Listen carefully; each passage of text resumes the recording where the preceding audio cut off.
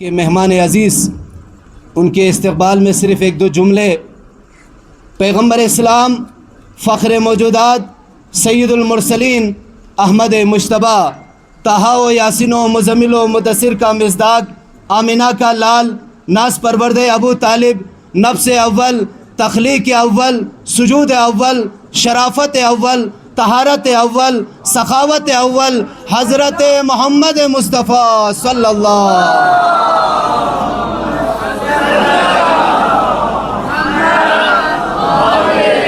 محمد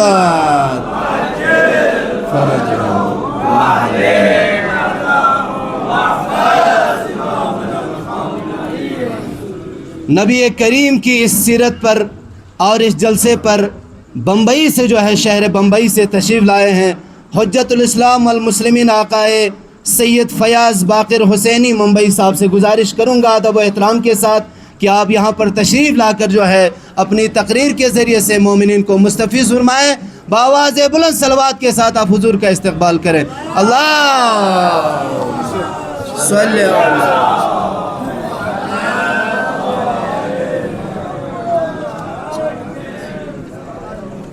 آمین باجازت.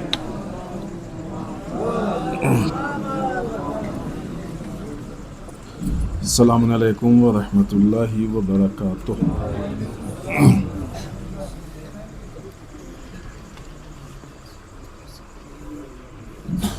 رب اعوذ بک من همزات الشیاطین واعوذ بک رب یحضرون. بسم اللہ الرحمن الرحیم.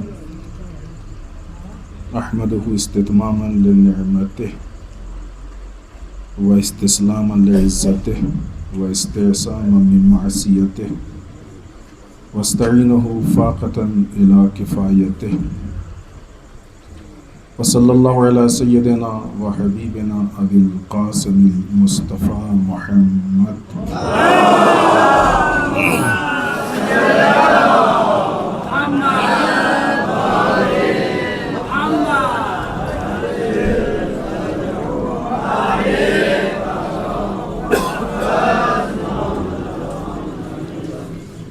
والصلاة والسلام علی آلہ الطیبین الطاہرین المعصومین المظلومین واللعنۃ الدائمۃ الباقیۃ علی اعدائہم اجمعین الی قیام یوم الدین. اما بعد فقد قال الحکیم بسم اللہ الرحمن الرحیم. لقد کان لکم فی رسول اللہ اسوۃ حسنہ. آج کے اس جلسے کا عنوان اور ظاہر سی بات ہے کہ ساری گفتگو کا جو بنیادی عنوان ہے نبی رحمت صلی اللہ علیہ وآلہ وسلم کی سیرت کے آئینے میں صالح معاشرے کی تشکیل. اس عنوان پہ جو بھی طالب علمانہ معروضات ہیں اس کے علاوہ ایک ذمہ داری اور ہے ہماری، وہ یہ کہ ایک مختصر سا شیعہ علماء اسمبلی کا تعارف آپ کی خدمت میں پیش کریں. وقت کا کیلکولیشن جو صاحب کر رہے ہیں یہ تعارف والے وقت کو اس سے الگ رکھیں گے. شیعہ علماء اسمبلی اگر آپ کو یاد ہو تو کچھ سال پہلے سی اے اور این آر سی کو لے کے پورے ہندوستان میں ایک آگ سی تقریباً لگی تھی. حکومت اپنے پولیٹیکل فائدے کے لیے بہت سارے مسائل کھڑی کرتی ہے. اس نے اس طرح کے کام کیے. بہت تفصیلی ہم تمہید اور وہ نہیں، بس صرف کچھ پوائنٹس کی شکل میں ہم پیش کریں گے کہ اسمبلی کن حالات میں وجود میں آئی اور جو بھی تھوڑے بہت اس نے کام انجام دیے ہیں مختصر وہ کیا ہے. اس وقت ایک ایسی فضا بن گئی تھی کہ مسلمانوں کے درمیان سے شیعہ وہ طبقہ ہے کہ جو حکومت کے ساتھ ہے اور اس کو سی اے اور آر سی سے کوئی پرابلم نہیں. ہمارے جوان اس میں بولتے تھے، بہت سارے لوگ بولتے تھے، لیکن وہ آواز ایک مجموعی آواز اور ایک مضبوط آواز کی شکل میں نہیں تھی. کچھ علماء نے ضرورت محسوس کی کہ ایک مضبوط آواز ہو جو لوگوں کے سامنے جائے، لہٰذا دہلی میں جلسہ ہوا اور وہیں پہ جو جامع کے سامنے پروٹیسٹ چل رہا تھا، جا کے ہم لوگوں نے وہاں پروٹیسٹ میں شرکت کی اور اعلان کیا. چونکہ ایک طولانی عرصے سے سب کو اس بات کا انتظار تھا کہ شیعہ قوم کا موقف کیا ہے، وہ فوٹو، وہ احتجاج بہت ہی تیزی سے اور بہت ہی زیادہ پورے ہندوستان میں وائرل ہوا. وہیں پہ میٹنگ ہوئی اور میٹنگ میں یہ طے ہوا کہ ان طرح کے حالات یا ایسے مسائل کو فیس کرنے کے لیے شدید ضرورت ہے کہ ایک ایسی کمیٹی ہو کہ جو کمیٹی قوم کے لیے ایسے مواقع پہ رہنمائی کا کام کرے اور قوم کے مسائل کو لے کے آگے بڑھے. اس سلسلے میں نہ یہ کہ وہ احتجاج کیا، اس احتجاج کے علاوہ مختلف اہم اور حساس موقع پہ اسمبلی نے احتجاج کیا. الحمدللہ اسمبلی ابھی تک احتجاج کرنے میں نہ کبھی اس نے کوئی مصلحت سے کام لیا ہے، نہ کسی کے ذرا بھی خوف سے. بعض احتجاج ہم بعنوان مثال پیش کریں گے تو آپ کو خود اندازہ ہوگا. کبھی کتبی صورت میں، کبھی تصویری صورت میں، مختلف جیسے بھی حالات رہے. طوفان اقصیٰ جب جنگ کا آغاز ہوا، اتفاقاً مجلس خاص، البتہ ہم پہلے اسمبلی کی ساختار بتا دیں. اسمبلی میں جو پورے ہندوستان کے علماء، آج تقریباً 500 سے 600 علماء اسمبلی کے ممبر ہیں. جو بھی ممبر بنتا ہے تو سب سے پہلے وہ مجلس عام کا ممبر ہوتا ہے. فارم یہاں پہ بھی ہے. ہمارے علماء بزرگان جو اس میں ابھی تک ممبر نہیں ہیں، ان سے گزارش ہے کہ دستور بھی ہے، دستور کو پڑھیں، پہچانیں اور پھر اس کے بعد ممبر بنیں تاکہ ہم ان کے وجود سے بھی مستفیض ہو سکیں. مجلس عام کے بعد پھر مجلس خاص کے لیے انتخاب ہوتا ہے اور مجلس عام میں سے 14-15 لوگ سے لے کے 45 لوگوں تک کی تعداد ہے جن کا انتخاب کر کے مجلس خاص میں لایا جاتا ہے. پھر مجلس خاص میں سے انتخاب ہوتا ہے اور ایک مجلس قیادت ہوتی ہے. یہ الگ الگ مجلسوں کی الگ الگ اپنی ذمہ داریاں ہیں. اس کے علاوہ ایک مجلس احتساب ہے کہ جو حساب و کتاب پہ نظر رکھنے کے لیے ہے. وہ دستور یہاں پہ لطفی صاحب کو ہم نے بھیجا ہے، آپ حضرات جس کو بھی ضرورت ہو وہ دیکھ کے اور اس کو پہچان سکتا ہے. جس وقت طوفان اقصیٰ کا آغاز ہوا، اتفاقاً مجلس خاص کی میٹنگ تھی دہلی میں. تو جتنے بھی مجلس خاص کے ممبران وہاں پہ تھے، سب نے اس پہ اپنا بیانیہ دیا اور وہ بیانیہ بھی بہت تیزی سے وائرل ہوا. آپ کو معلوم ہے کہ پوری دنیا میں، خاص کر کے اس وقت آغاز میں جب طوفان اقصیٰ کا حملہ ہوا تھا اور ایک ساتھ، تو پوری دنیا کا میڈیا بہت بڑے پیمانے پہ فلسطین کے خلاف تھا اور اسرائیل کی چمچہ گیری اور اس کے جھوٹے چیزوں کو پیش کر رہا تھا. ایسی صورت میں یہ جو انٹرویوز سامنے آئے تو بعض نیشنل چینلز نے اس کو منفی عنوان سے بھی پیش کیا اور الگ الگ چیزیں. بہرحال جن لوگوں نے انٹرویو دیا تھا ان کو ان چیزوں سے کوئی فرق نہیں پڑنے والا تھا اور نہ ہی کوئی ڈر تھا. ملک کے حالات کو خراب دیکھتے ہوئے اسمبلی ایک مرتبہ وزیر اعظم کے نام پہ، موجودہ وزیر اعظم کے نام پہ اوپن خط بھی لکھ چکی ہے. وہ بھی ہے اگر کسی کو ضرورت ہوگی. الیکشن کے زمانے میں حالات بگڑ رہے تھے اور لوگ ایسا لگ رہا تھا کہ بالخصوص قوم گمراہ اس کو کیا جا رہا ہے، خاص کر کے مذہب کے نام پہ. تو اسمبلی نے ایسے موقع پہ قوم کے رہنمائی کو اپنی ذمہ داری سمجھتے ہوئے بیانیہ دیا اور صحیح موقف کو واضح کیا. اس کے علاوہ اور بھی اس طرح کے جب بھی اہم حالات پیش آتے ہیں تو اسمبلی اپنے موقف کو رکھتی ہے اور رکھنے کے بعد لوگوں کے رہنمائی کی کوشش کرتی ہے.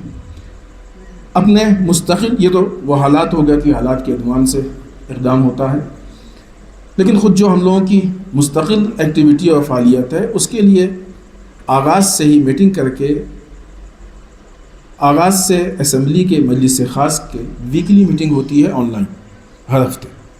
الحمدللہ ابھی تک ہو رہی ہے. اسی میں 12 شعبے تشکیل دیے گئے کہ ان 12 شعبوں سے اسمبلی کام کرے گی. تعلیم کے نیچے بھی الگ الگ شعبے ہیں، حوزوی وغیرہ وغیرہ، ابھی ان تفصیلات کا موقع نہیں ہے. تبلیغ میں بھی مختلف شعبے ہیں، میڈیا، حقوق، مشاورہ، دفاعی وہ جو شبہات پیدا کیے جاتے ہیں، مذہب پہ اٹیک ہوتا ہے تو ان سارے معاملات کو لے کے دفاعی، اس کے علاوہ رفاہی اور اقتصادی، سیاسی، نشر و اشاعت، اصلاح معاشرہ، کمیونیکیشن، اس طرح کے شعبے ہیں کہ جن پہ اسمبلی کو کام کرنا ہے۔ اولویت میں 3 شعبوں کو لے کے کام کرنے کا آغاز ہے۔ ابھی الحمدللہ بعض شعبوں کی پروگرامنگ ہو چکی ہے، انشاءاللہ ان قریب کام شروع ہوگا، بعض شعبوں کا کام کسی حد تک چل بھی رہا۔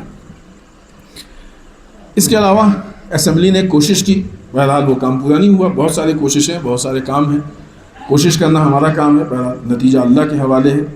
کوشش یہ کی تھی کہ حوزات علمیہ کی ایک اتحادیہ ہو اور جو بھی حوزے میں مشکلات اور پریشانیاں پیش آ رہی ہیں ان کو حل کرنے کی کوشش کی جائے۔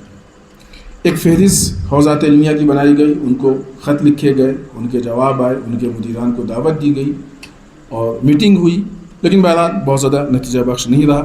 آپ کو یاد ہو تو ایک مرتبہ حجاب کا مسئلہ بہت زیادہ گرم کیا گیا تھا، اسمبلی نے فیصلہ لیا کہ سپریم کورٹ میں ہم اس کیس کو لے کے جائیں گے۔ نہ یہ کسی فیصلہ کیا، ساری آمادگی کر لی، وکیل سے بات کر لی، بہت ساری میٹنگز ہوئی اس مسئلے میں، آپس کی ہوئی، وکیل سے ہوئی مقدمات، وکیل کو خود حجاب کی جو موقعیت اسلام میں ہے اس کے متعلق نوٹس چاہیے، بعض محققین کے حوالے اس کام کو کیا گیا اور وہ سارے نوٹس بنا کے وکیلوں کے حوالے کیے گئے، اچھا خاصا کام ہوا۔ آخر میں آ کے یہ ہوا کہ نہیں، اگر اسمبلی اس میں طرف بنتی ہے تو وہ کیس اتنا مضبوط نہیں ہوگا، لیکن جس علاقے کا معاملہ ہے اگر وہ طرف بنتے ہیں زیادہ مضبوط ہوگا۔ لہٰذا ہم لوگ بعنوان نام وہاں سے پیچھے ہٹ گئے، لیکن پھر بھی یہ تھا کہ ہمارے علاقے کوئی بھی کام ہوگا تو ہم حاضر ہیں۔ ایک بہت چھوٹا سا کام ہے کہ جو ہوتا رہتا ہے، ولادت و شہادت کے موقع پہ امیجز اور اس طرح کی چیزیں، یہ سوشل میڈیا پہ اسمبلی کے پلیٹ فارمز ایکٹیو ہیں، مختلف اس کے پلیٹ فارم پہ سید مقامت کی شہادت پہ، چونکہ وہ ایک اہم مسئلہ تھا اور لوگوں کے اندر ایک ہمت اور حوصلے کی ضرورت تھی، لہٰذا خود بھی مستقل پروگرام کیا اور مختلف پروگرام میں شریک بھی ہوئے۔ یہ جیسا عوامی جلسہ یہاں ہے، اسمبلی اپنے موقف کو پیش کرنے کے لیے اور جو تعلیمات اہل بیت ہیں ان کو پہنچانے کے لیے مختلف علاقوں میں اہداف میں سے ہے کہ عوامی جلسہ ہوگا۔ اب تک یہ جلسے ممبئی، دہلی، الہ آباد میں ہو چکے ہیں، ابھی یہاں ہو رہا ہے، انشاءاللہ آئندہ بھی مختلف جگہوں پہ ہوگا۔ چونکہ ہم نے البتہ اسمبلی نے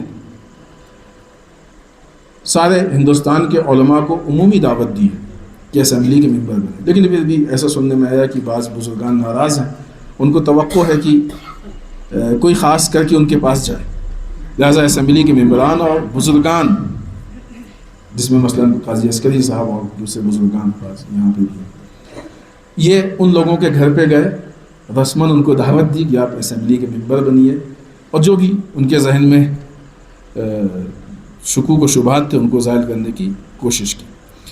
بہرحال اس کے علاوہ علاقائی نمائندگی کے لیے بھی ایک گروہ بنایا ہے تاکہ اگر الگ الگ علاقے میں کوئی کام کرنا چاہے اسمبلی تو اس طریقے سے ان کاموں کو انجام دے سکتی ہے۔ ایک بہت مختصر خاکہ تھا، کیونکہ اس سے زیادہ وقت نہیں ہے، پھر بھی اگر کسی کو الگ سے تفصیل کی ضرورت ہوگی تو بعد میں ہم لوگ گفتگو کر کے اس کی وضاحت بھی کر سکتے ہیں۔ یہ کچھ کام تھے، اس کے علاوہ بھی بعض چیزیں ہیں کہ جو بہت زیادہ لائق ذکر بھی نہیں ہے یا مثلا وقت کا تقاضا ہے۔ آئیے اب ہم رسول اللہ صلی اللہ علیہ وآلہ وسلم کی سیرت سے متعلق بعض معروضات جو آپ کی خدمت میں پیش کرنا چاہتے ہیں، البتہ تقریباً 11 منٹ ہمارے ہو چکے ہیں اور اپنی یہ گفتگو بھی بجائے 15 کی ہم سے 10 منٹ میں ختم کرنے کی کوشش کریں گے تاکہ دوسرے لوگوں کو زیادہ سے زیادہ وقت ملے۔ بزرگان ہیں، انشاءاللہ ان سے زیادہ مستفیض ہوں گے۔ اللہ کا کھلا ہوا اعلان ہے، آج رسول کی ولادت کے 1500 سال ہو گئے۔ ہم کو اپنے نفس کا تجزیہ لینا چاہیے کہ ان 1500 سال کے سفر کے بعد رسول کی ذات ہم تک کتنی پہنچی ہے۔ نام نہیں، نام تو سب تک پہنچا، نام تو کافروں تک بھی پہنچا ہے، سیرت رسول، ذات رسول کی ہم تک کتنی پہنچی ہے۔ یہ 1500 سال کا سفر کس طریقے سے گزرا، اس مسئلے پہ یہ ایک خوبصورت جلسہ، ایک خوبصورت پروگرام منعقد ہوا ہے۔ یہاں پہ علماء نے کافی زحمت کی ہے، بالخصوص شیعہ علماء اسمبلی کے یہاں کے ممبران، بالعموم دوسرے بہت سارے علماء کی جنہوں نے کسی بھی عنوان سے زحمت کی، ہم ان سب کے شکر گزار ہیں کہ آپ نے ہر اعتبار سے زحمت کی اور ایک بہت اہم اور خوبصورت جلسہ تشکیل دیا۔ رسول اللہ صلی اللہ علیہ وآلہ وسلم کی سیرت اگر اس کا اثر آپ دیکھیں تو اس کا اثر صرف اور صرف یہ ہے کہ کسی بھی معاشرے کو صالح بنائے، اس کے علاوہ اس کا اثر نہیں۔ بعض مقدمات کو چھوڑتے ہوئے ہم ڈائریکٹ صالح معاشرے کے مقابلے میں آئے گا فاسد معاشرہ۔ معاشرے کے فساد کو ختم کریں گے تو معاشرہ صالح بنے گا۔ اگر آپ فاسد معاشرے کا مصداق دیکھیں تو سب سے نمایاں اس کا مصداق ہے زمانہ جاہلیت۔ زمانہ جاہلیت بعثت کے بعد ایسا نہیں کہ اہل بیت نے زمانہ جاہلیت کو چھوڑ دیا۔ نہج البلاغہ میں مولا کائنات نے کئی جگہوں پہ زمانہ جاہلیت کو یاد دلایا ہے کہ زمانہ جاہلیت میں تم ایسے تھے۔ صدیقہ طاہرہ نے خطبہ فدق میں زمانہ جاہلیت کو یاد دلایا کہ دیکھو تم زمانہ جاہلیت میں ایسے تھے۔ یا اس کے علاوہ بہت سارے خطبات میں زمانہ جاہلیت کا ذکر ہے۔ جاہلیت کتابوں کے نہ پڑھنے کا نام نہیں ہے۔ نظام اسلام یا انسانی ویلوز کے کسی کے اندر نہ ہونے کو جاہلیت کہا جاتا ہے۔ تفصیل اس کے ہم تفصیل میں نہیں جائیں گے، کسی جگہ پہ ہم نے اس کی وضاحت بھی پیش کی۔ اسی لیے رہبر معظم نے وہی وہ کام کی جو زمانے جاہلیت میں ہو رہا تھا، ہے نا۔ ہم نے یہ بات بارہا عرض کی ہے بالخصوص جوانوں سے کہ آج ہمارے جوان جب مغربی فیشن کو دیکھتے ہیں تو ان کو ایسا لگتا ہے کہ بزرگان، بوڑھے، یہ مولوی، یہ سب بیکورڈ ہیں اور ہم بہت ایڈوانس ہیں۔ برادر عزیز، یہ جس کو بھی آپ ایڈوانس سمجھ رہے ہیں، اکثر فساد ہوئے ہیں جو زمانے جاہلیت میں تھے۔ جتنے بھی لیٹسٹ ہوں یہ سب زمانے جاہلیت میں تھے، اور ہمارے علماء نے اس پہ باقاعدہ گفتگو کی ہے اور ٹھیک ٹھاک گفتگو ہوئی ہے۔ خاص کر کے علامہ طباطبائی، شہید مطہری نے مقالے لکھے ہیں ان چیزوں پہ اور کافی گفتگو ہوئی۔ لہٰذا اسی لیے وہ چیزیں کی جو زمانے جاہلیت میں تھیں، آج کی مغربی دنیا جب اس کو احیا کر رہی ہے، زندہ کر رہی ہے، تو رہبر معظم نے اس کو بہت خوبصورت عنوان دیا ہے ماڈرن جاہلیت۔ یہ جو ماڈرن جاہلیت والے ہیں، ایسا نہیں کہ انہوں نے اسکول نہیں دیکھا، کالج نہیں دیکھا، ڈگری نہیں ہے، سب کچھ دیکھا ہے، لیکن مزاجن جاہل ہے۔ رسول اس لیے آئے تھے، اچھا اس کا مطلب ہی نہیں کتابیں نہ پڑھیں، وہ تو ذریعہ ہے، وسیلہ ہے، بغیر اس کے تو نہیں ہوگا کچھ۔ اس کو پڑھیں، پڑھ کے ہی یہاں تک پہنچیں گے۔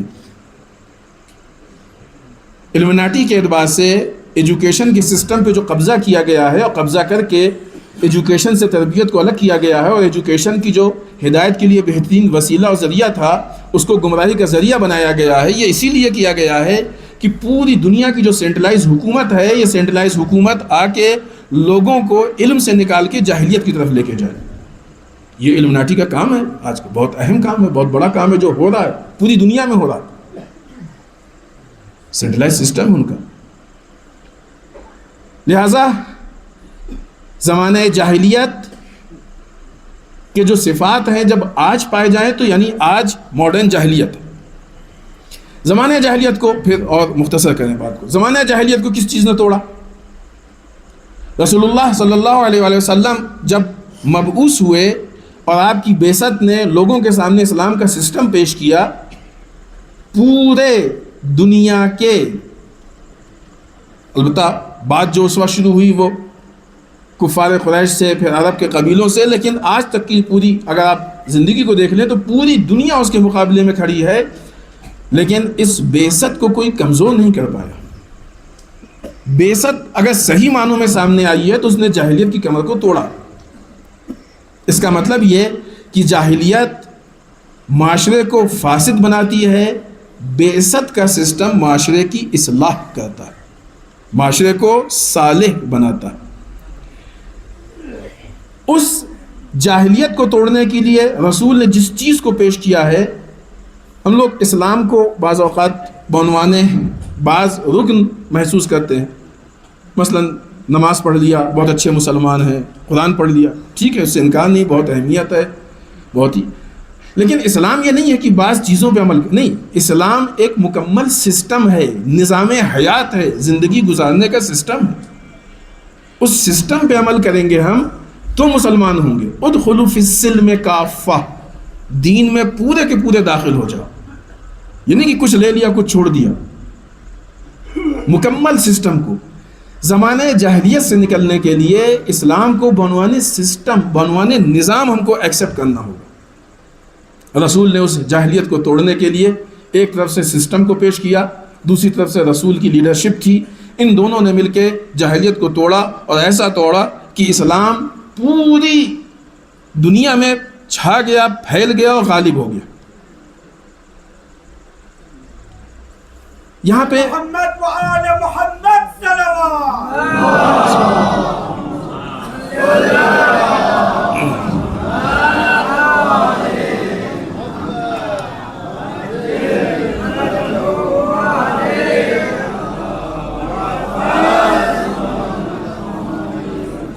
وقت تیزی سے بڑھ رہا ہے، ہم اپنی بات کو مختصر کرتے ہیں.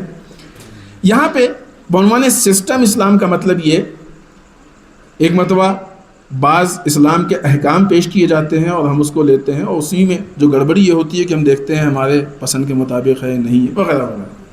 ایک مرتبہ یہ ہوتا ہے کہ نہیں، انسان کا نفس اس چیز پہ آمادہ ہوتا ہے کہ وہ اللہ کی اطاعت کرے، اللہ کی ولایت کو ایکسیپٹ کرے. اب اس سے بحث نہیں ہوتی ہے کہ ہم کو نماز کے لیے کہا گیا، روزے کے لیے کہا گیا، ظلم کے خلاف آواز اٹھانے کے لیے کہا گیا، حق کی حمایت میں بولنے کے لیے، اس سے بحث نہیں ہے. بحث یہ ہے کہ ہم الہی سسٹم کو ایکسیپٹ کریں گے، یہ نفس کی حالت ہے. اب اس سسٹم میں جو کچھ آتا جائے گا ہم بہت آسانی سے اس کو ایکسیپٹ کرتے جائیں گے. اور در واقع اسی کا نام عبادت ہے. بہت مشہور روایت ہے امام جواد علیہ السلام سے بھی اور بعض دوسرے ائمہ سے بھی، کہ فرماتے ہیں من اصغى الى ناطقین فقد عبدہ. جس نے کسی کہنے والے کی بات کو سنا اس نے اس کی عبادت کی. کسی کی بات کو مان لینا یہی عبادت ہے. ہم دیکھیں کہ ہم رسول کی بات کو مان رہے ہیں یا مغربی دنیا کی بات کو مان رہے ہیں یا کسی دولت مند کی بات کو مان رہے ہیں، کسی پاورفل کی بات کو مان رہے ہیں. کس کی بات کو مان رہے ہیں؟ جس کی بات کو مان رہے ہیں اس کی عبادت کر رہے ہیں. جب بھی کسی سے پوچھو کس کی عبادت کرتے ہو، کہہ رہے اللہ کی. 24 گھنٹے میں دیکھیں، کیونکہ عبادت صرف نماز کا نام نہیں ہے. قرآن کہتا ہے ہم نے تم کو صرف عبادت کے لیے پیدا کیا ہے، صرف عبادت کے لیے. بعض اوقات دیکھا ہوگا آپ نے کہ مثلا ٹنکی پہ پانی ہے پینے کا اور لکھا ہوا ہے کہ صرف پینے کے لیے، اس سے انسان وضو بھی کرتا ہے تو باطل ہے. اللہ نے انسان کو خلق کیا اور اعلان کیا کہ تم کو صرف عبادت کے لیے پیدا کیا ہے، یعنی اب عبادت کے علاوہ انسان کو کچھ بھی کرنے کا حق نہیں ہے، اختیار نہیں. یہ عبادت کیسے ہوگی؟ صرف اتنی سی بات کہ ہم کس کی بات مان رہے ہیں. اللہ اور رسول کی مان رہے ہیں کہ نہیں مان رہے؟ مان رہے ہیں تو یہ نفس کی حالت تبدیل ہو گئی، اطاعت کے حالت میں ہم آ گئے، ہم نے اس کو ایکسیپٹ کر لیا. نہیں مان رہے تو اب یہ شیطان کی عبادت ہے. یہی مفہوم ہے حدیث کو آگے. یہ مرحلہ البتہ اس اسٹیپ کو ہم چھوڑ دیں اور آگے بڑھیں.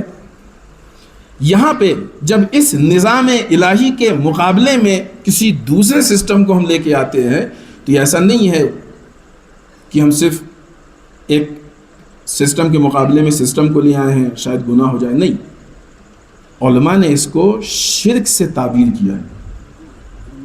شرک جلی نہیں ہے، شرک خفی ہے، لیکن شرک سے تعبیر کیا ہے. سورہ یوسف آیت نمبر 106، بسم اللہ الرحمن الرحیم. وما یؤمن اکثرهم باللہ الا وهم مشرکون. اور ان میں سے اکثریت اللہ پہ ایمان بھی لاتی ہے تو شرک کے ساتھ. یہ ہمارا ایمان شرک کے ساتھ ہے. آیت اللہ جوادی عاملی کہتے ہیں کہ اگر انسان شرک تک نہ پہنچے تو مغفرت کی امید ہے. شرک تک پہنچ گیا تو پھر بولو شرک ضعیف کیوں نہ ہو، اس کی نجات مشکل ہے. دو طریقوں سے انسان شرک تک پہنچتا ہے.